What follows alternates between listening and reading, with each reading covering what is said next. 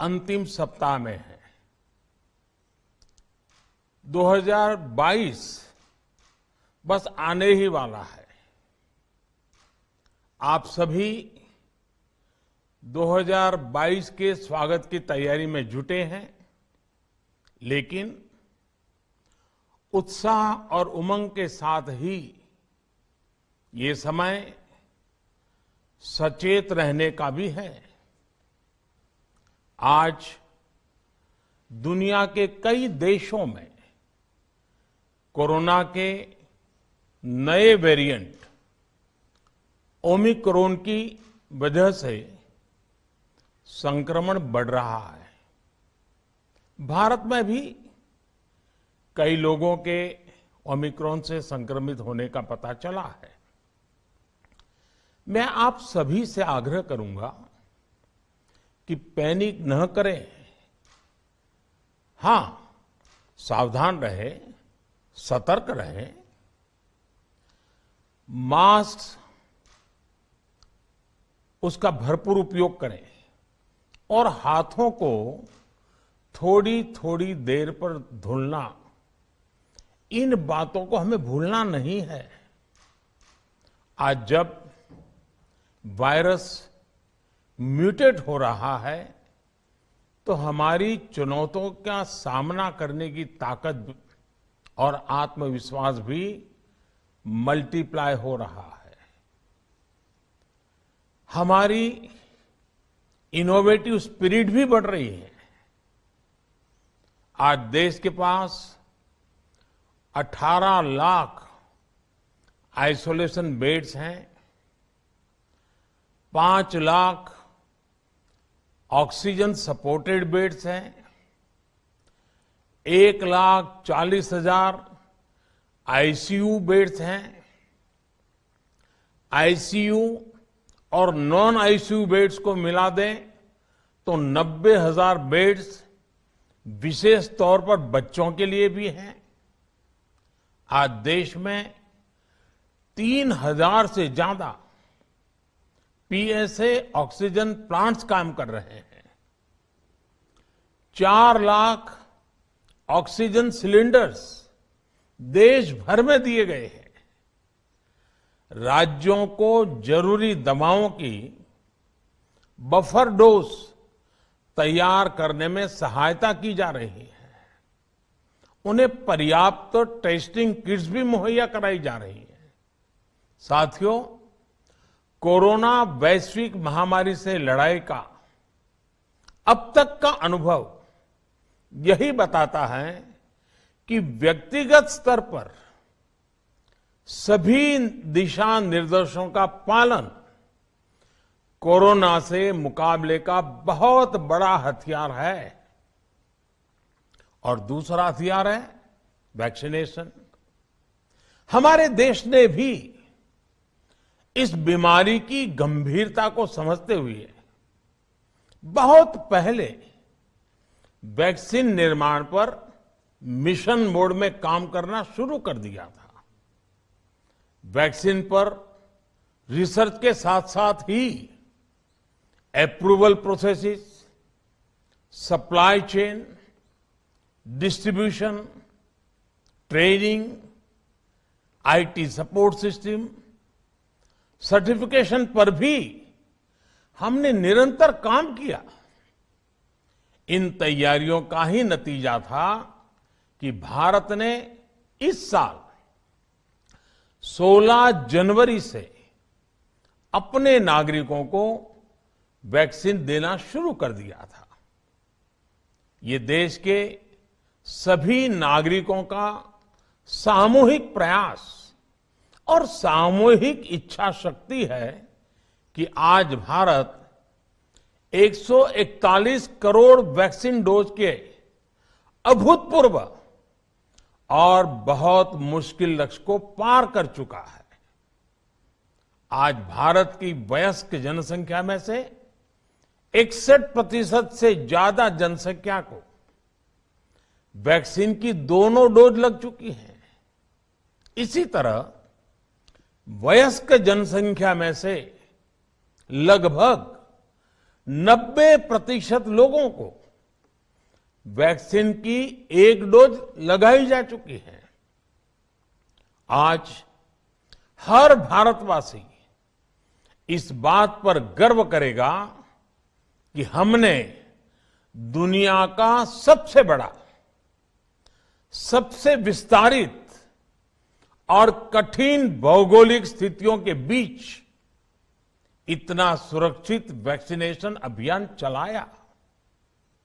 कई राज्य और विशेष तौर से टूरिज्म की दृष्टि से महत्वपूर्ण राज्य जैसे गोवा, उत्तराखंड, हिमाचल जैसे राज्यों ने 100% सिंगल डोज वैक्सीनेशन का लक्ष्य हासिल कर लिया है।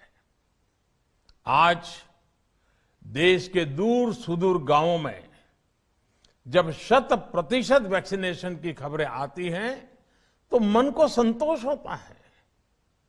यह प्रमाण है हमारे हेल्थ सिस्टम की मजबूती का, हमारी टीम डिलीवरी का, हमारे हेल्थ केयर वर्कर्स के डेडिकेशन और कमिटमेंट का, और देश के सामान्य मानवी के अनुशासन और विज्ञान में उनके विश्वास का। हमारे देश में जल्दी ही नेजल वैक्सीन और दुनिया की पहली डीएनए वैक्सीन भी शुरू होगी। साथियों, कोरोना के खिलाफ भारत की लड़ाई शुरू से ही वैज्ञानिक सिद्धांतों, वैज्ञानिक परामर्श और वैज्ञानिक पद्धति पर आधारित रही है। पिछले 11 महीने से देश में वैक्सीनेशन अभियान चल रहा है। देशवासी इसके लाभ भी महसूस कर रहे हैं। उनकी रोजमर्रा की जिंदगी सामान्य हो रही है। आर्थिक गतिविधियां भी दुनिया के कई देशों की तुलना में उत्साहजनक रही हैं।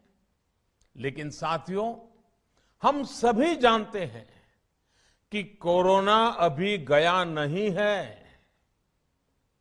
ऐसे में सतर्कता बहुत जरूरी है।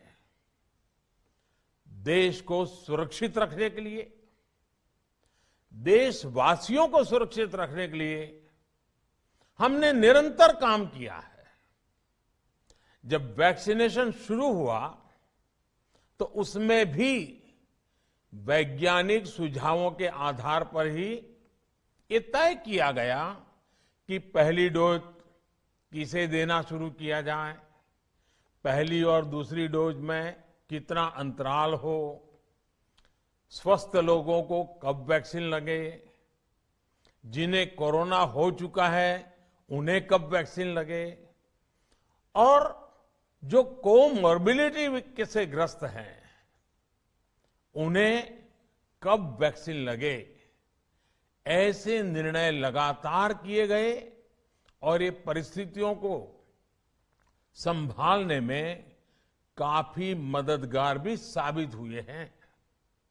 भारत ने अपनी स्थिति परिस्थिति के अनुसार भारत के वैज्ञानिकों के सुझाव पर ही अपने निर्णय लिए हैं।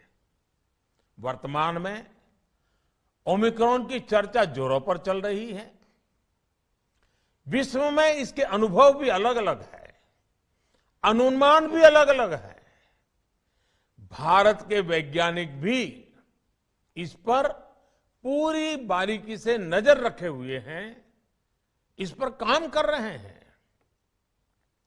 हमारे वैक्सीनेशन को आज जब 11 महीने पूरे हो चुके हैं तो सारी चीजों का वैज्ञानिकों ने जो अध्ययन किया है और विश्व भर के अनुभवों को देखते हुए आज कुछ निर्णय लिए गए हैं।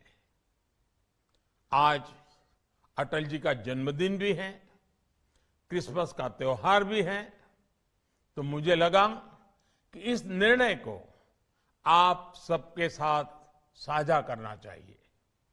साथियों, 15 साल से 18 साल की आयु के बीच के जो बच्चे हैं, अब उनके लिए देश में वैक्सीनेशन प्रारंभ होगा। 2022 में 3 जनवरी को सोमवार के दिन से इसकी शुरुआत की जाएगी। ये फैसला कोरोना के खिलाफ देश की लड़ाई को तो मजबूत करेगा ही, स्कूल कॉलेजों में जा रहे हमारे बच्चों की और उनके माता पिता की चिंता भी कम करेगा।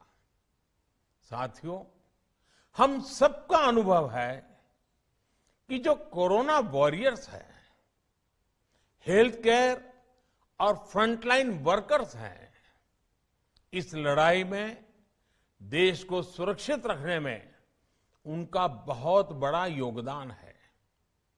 वो आज भी कोरोना के मरीजों की सेवा में अपना बहुत समय बिताते हैं। इसलिए प्रिकॉशन की दृष्टि से सरकार ने निर्णय लिया है कि हेल्थ केयर और फ्रंटलाइन वर्कर्स को वैक्सीन की प्रिकॉशन डोज भी प्रारंभ की जाए। इसकी शुरुआत 2022 में 10 जनवरी सोमवार के दिन से की जाएगी। साथियों, कोरोना वैक्सीन का अब तक का ये भी अनुभव है कि जो अधिक आयु वाले हैं और पहले से ही किसी न किसी गंभीर बीमारी से पीड़ित है, उन्हें प्रिकॉशन लेना सलाह योग्य है।